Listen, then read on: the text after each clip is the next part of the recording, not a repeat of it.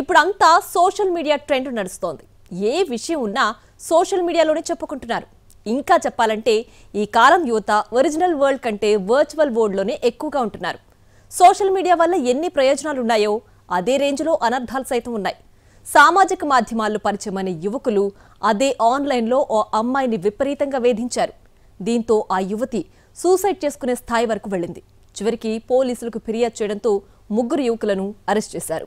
మహిళలపై పెరుగుతున్న ఆన్లైన్ వేధింపులు, సోషల్ మీడియా వేదికగా సాగుతున్న డిజిటల్ హింస, సామాజిక మాధ్యమాల్లో ఎన్నో పరిచయాలు, కొత్త ఫ్రెండ్షిప్స్ పెరిగిపోతున్నాయి. ఇది స్నేహపూర్వక వాతావరణం ఉన్నంత వరకు ఓకే. కానీ తేడా వస్తే మాత్రం పెద్ద యుద్ధాలు జరిగినంత పనే అవుతుంది. కొన్నాళ్ల క్రితం ఓ యువతికి ప్రమోద్ కుమార్ అనే యువకుడు పరిచయమయ్యాడు. కొంతకాలం మాట్లాడుకున్నారు, ఫ్రెండ్షిప్ చేశారు. చిన్న తేడా రావడంతో ఇద్దరి మధ్య స్నేహం చటిందే. దీంతో యువతి అతనిపై ఓ పోస్టు పెట్టింది. ఇది కాస్త చిలికి చిలికి గాలివానలా మారిందే. తనపై పెట్టిన పోస్టును ప్రమోద్ కుమార్ జీర్ణించుకోలేకపోయాడు. అమ్మాయిపై పగతో రగిలిపోయాడు. దీంతో అప్పటి నుంచి యువతిని టార్గెట్ చేస్తూ అసభ్యకరంగా సోషల్ మీడియాలో పోస్టులు పెట్టడం స్టార్ట్ చేశాడు. పైగా యువతికి సంబంధించిన ఫోటోలను మార్ఫింగ్ చేసి అసభ్యకరంగా పోస్టులు పెట్టాడు, ట్రోలింగ్ చేశాడు. అతనే కాకుండా భానుప్రసాద్, బాలాజీ మష్కేత్ అనే మరో 2 స్నేహితులతోనూ పోస్టులు పెట్టించాడు. ఆన్లైన్ వేదికగా జరుగుతున్న వేధింపులను యువతి తట్టుకోలేకపోయింది. హైదరాబాద్ పోచారం పోలీస్ స్టేషన్ పరిధిలోని తన ఇంటిలో ఆత్మహత్యాయత్నం చేసింది. అంతేకాదు ఆన్లైన్ వేధింపులకు సంబంధించి సెల్ఫీ వీడియోలో కూడా వివరించింది. దీంతో యువతి కుటుంబ సభ్యులు ఆన్లైన్ పోకిరీలపై పోలీసులకు ఫిర్యాదు చేశారు. ఇదొక పేజ్ క్రియేట్ చేసి ఆ పేజ్ లో అసభ్యకరమైన పదజాలాన్ని వాడుతూ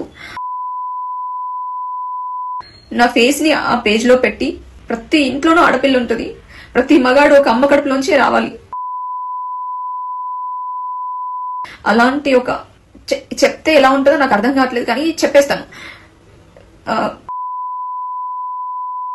అసభ్యకరంగా మాట్లాడుతూ పేజ్ క్రియేట్ చేశారు.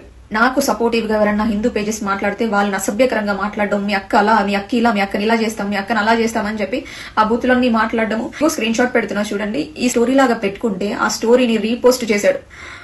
ఎంత గలీజ్ బూతులు ఉన్నాయి దీంట్లో. యువతి ఫిర్యాదుతో రంగంలోకి దిగిన పోలీసులు డిజిటల్ వేధింపులకు సంబంధించిన screen shots, WhatsApp chats recovery చేసుకున్నారు. ప్రమోద్ కుమార్, భానుప్రసాద్, బాలాజీ మష్కేత్ పై కేసులు నమోదు చేసి విచారణ ప్రారంభించారు. సనాతని ట్రావెల్ ఇన్స్టాగ్రామ్ ఐడీతో యువతలకు వలవేసి మోసాలకు పాల్పడుతున్న ప్రమోద్ కుమార్ కీలక సూత్రధారిగా గుర్తించారు. ప్రమోద్ కుమార్ తో పాటు మరో 2 కూడా అరెస్ట్ చేసి రిమాండ్కు తరలించారు. వారిపై పలు సెక్షన్ల కింద కేసులు నమోదు చేశారు.